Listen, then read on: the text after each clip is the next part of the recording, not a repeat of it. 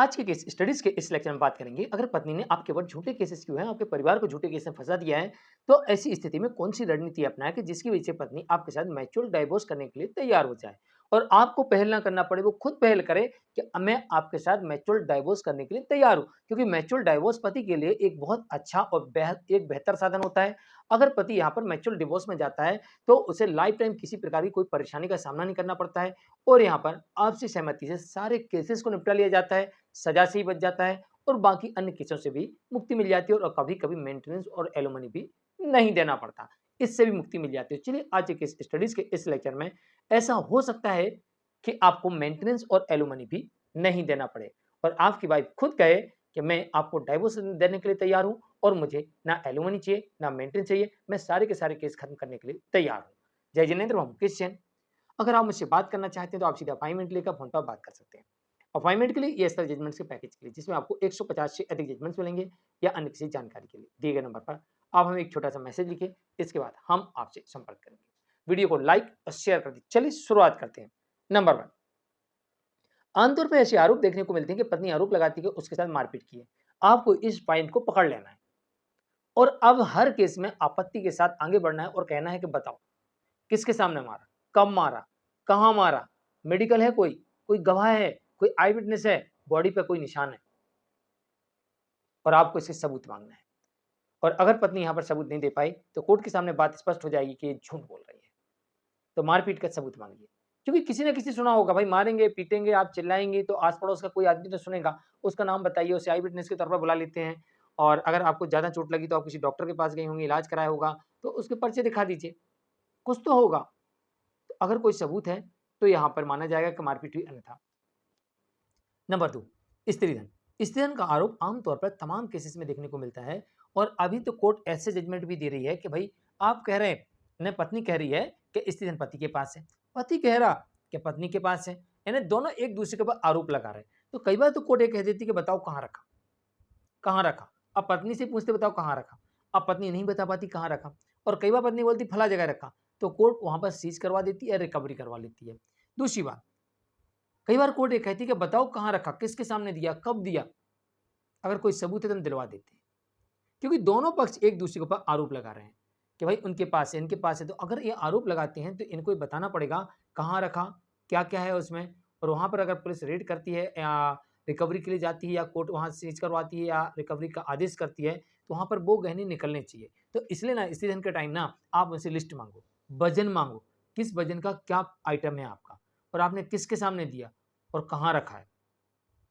ये सारी चीजें अगर आप उनसे मांगते हो और अगर इसमें स्वाभाविक है, अगर मान लो झूठ बोल रहे हैं, झूठ बोल रहे हैं, ने बोला भाई 100 ग्राम का झुमका था, 100 ग्राम का झुमका था और था तो है ही नहीं, हमने लिख दिया 100 ग्राम का झुमका था, कहाँ रखा।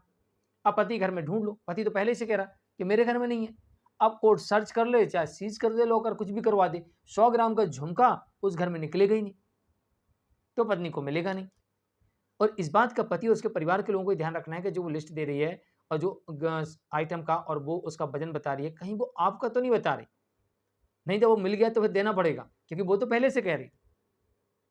तो स्त्रीधन में आमतौर पर ये आरोप ना बड़ा पेचीदा बना देता है और कई केसेस में जब दोनों तरफ से कहा जाता है हमारे पास नहीं है, वो बोलते हैं इनके पास है, तो ऐसी स्थिति में कई बार मिलता भी है और कई बार मिलता भी नहीं और ज़्यादातर केसेस में स्त्रीधन नहीं मिलता या झूठा आरोप लगाया जाता है। नंबर 3, दहेज मांगने का आरोप। आमतौर पर यह आरोप भी देखने को मिलता है कि पत्नी आरोप लगाती दहेज मांगा, दहेज के लिए प्रताड़ित किया, दहेज के लिए उत्पीड़न किया, जो कुछ हुआ सब कुछ दहेज के लिए हो रहा था। तो पति के पास में एक अच्छा विकल्प होता है, पति कहता है बताओ किसके सामने मांगा, कब मांगा, कहाँ मांगा, किस लिए मांगा। अब एक केस वैसे ही देखने को मिला कि पत्नी कहती दहेज मांग रहा और पति उसके नाम से आरडी जमा कर रहा था। एक केस में ऐसे ही देखा गया कि दहेज के लिए परिवार वालों ने धक्के मार के घर से बाहर निकाल दिया, जबकि उस समय वो वहीं पर थी और पति उसको शॉपिंग करवा रहा था।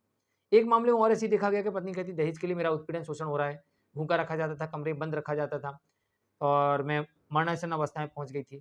तो कोर्ट ने पूछा कि भाई मरणासन अवस्था में पहुंच गई थी, आपको उस घर से इस अवस्था में निकाला तो आप किसी डॉक्टर के पास गई होंगी, इलाज कराया होगा, आपका वेट लॉस हुआ हुआ, आप बीमार पड़ी होंगी।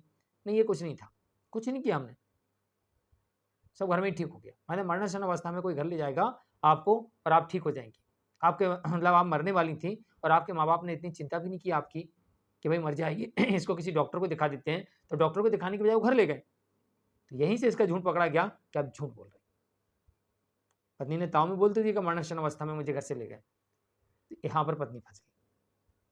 तो इस तरीके के जो आरोप होते हैं ना, तो इन आरोपों को कई तरीके से काउंटर किया जा सकता है कि भई आपने किसके सामने माँगा, कहाँ माँगा, क्यों माँगा, किस वजह से माँगा और फिर उसकी वजह क्या है वो सारी चीज़ को निकाल के लाइए तो यहाँ पर काउंटर बड़ी आसानी से कर सकते हैं। नंबर 4 आमतौर पर इस तरह के आरोप होते हैं कि वो घर से धक्के देकर निकाल दिए। ये आरोप तो पति और उसके परिवार के बचाने के लिए और फँसाने के लिए बड़ा महत्वपूर्ण है। क्योंकि भई घर से धक्के देकर निकाला तो आस-पड़ोस के किसी आदमी ने देखा होगा, किसी ने तो देखा होगा। आप ऐसे जोड़ दीजिए किसने देखा? कोई किसी पड़ोसी ने देखा होगा, कोई कैमरा लगा हो, किसी पड़ोसी ने देखा हो, आज तक अपना इन्वेस्टिगेशन में आपने क्यों नहीं बताया? उसको इन्वेस्टिगेशन के लिए क्यों नहीं बुलवाया? उसको बयान के लिए क्यों नहीं बुलवाया? आपने अपनी पुलिस को वहाँ क्यों नहीं भेजा? आपने ज़ोर क्यों नहीं दिया कि भाई वहाँ जाके पुलिस इन्वेस्टिगेशन करे, फला व्यक्ति के बयान ले, उसके सामने ऐसा हुआ था, फला जगह सीसीटीवी कैमरा लगा हुआ है, उसकी रिकॉर्डिंग निकलवाएँ। ऐसा आपने क्यों नहीं किया? और जब वहाँ पे धक्के देकर निकाला था तो आपने तत्काल कंप्लेंट क्यों नहीं की? पुलिस मौका वारदात पे जाती, तत्काल देखती, वहाँ पंचनामा तैयार करती, भला ही आप वहाँ कंप्लेंट नहीं करती। लेकिन आपके प्रूफ तो होता, हाँ, ऐसा हुआ है यहाँ पर। तो अब इस तरीके से कुछ काउंटर ऐसे आरोप कोई कर सकते हैं। नंबर 5 लेने नहीं आते। अब लेने नहीं आते और इसमें पति बड़ी असमंजस की स्थिति में होता है। तो पति को सबसे बढ़िया एक ऑप्शन चुनना चाहिए कि उसे सीधे कोर्ट जाना चाहिए और दाम्पत्य पुनर्स्थापना का केस फाइल करना चाहिए। अब कोर्ट में आके बताइए हम लेने जा रहे हैं, नहीं जा रहे हैं, क्या करना है, क्या नहीं करना है। कोर्ट सारी बात वहाँ क्लियर कर देगी और दाम्पत्य पुनर्स्थापन में आदेश करेगी। उस आदेश के अकॉर्डिंग आपको आगे बढ़ना है, उनको बढ़ना है, फिर जो होगा वो देखा जाएगा। और क्यों लेने नहीं जा रहे हैं, आप अपनी बात में रखेंगे। क्यों लेके नहीं आ रहा है उसको, वो अपनी बात रखेगी और वो नहीं आ रही तो उसे बताना पड़ेगा और बिल्कुल नहीं आएगी तो जो वो लिखवाएगी ना कि मुझे लेने नहीं आते, क्योंकि ये पति के धर्म में लिखा हुआ है कि पति अपने धर्मों का पालन करेगा तो उसमें पत्नी को लेने के लिए उसको ही जाना पड़ेगा। ऐसा नहीं कि पत्नी खुद आ जाए, उसे खुद जाना पड़ेगा। तो यहाँ पर एक पति के लिए एक डिफेंस तैयार हो जाएगा कि भाई वो इस केस में आई नहीं, हमने बुलाया, कोर्ट ने हमारे पक्ष में आदेश किया। ये यहाँ पर अपना काउंटर कर सकते हैं। नंबर 6 अगर पत्नी अडल्ट्री में है तो इसका सबूत दिखाएँ। सबूत कलेक्ट करें और जिसके साथ अडल्ट्री में है उसका नाम पता है, नंबर पता है, तो उसे आप पार्टी बनाएँ। खाली मोबाइल नंबर पता लग जाए, भले ही एड्रेस पता ना हो, तो उसे पार्टी बनाएँ। तो उसे पार्टी बनाएँ, उसके बॉयफ्रेंड को और इसका सबूत दें। ये आपको काउंटर करने के लिए बहुत अच्छा ऑप्शन होता है और इससे आपको बेनिफिट मिलेगा।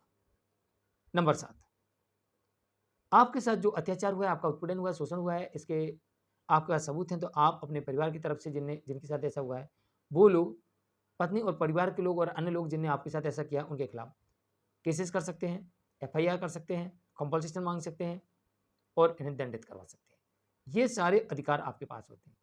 अगर आप इनका प्रयोग करते हैं और पत्नी झूठा केस कर रही होगी, तो कहीं न कहीं वो जेल के डर से, कंपल्सेशन के डर से, केस हारने के डर से या कुछ ना मिले इस डर से आपके साथ म्यूचुअल डाइवोर्स के लिए तैयार हो सकती है। और म्यूचुअल डाइवोर्स के लिए जैसी बात हो, तो ये सबसे अच्छा विकल्प होता है, बैठ के एक बार सेटलमेंट कर लेना चाहिए और म्यूचुअल डाइवोर्स करके इन केसेस से बाहर निकलने में सबसे बेस्ट ऑप्शन यही है।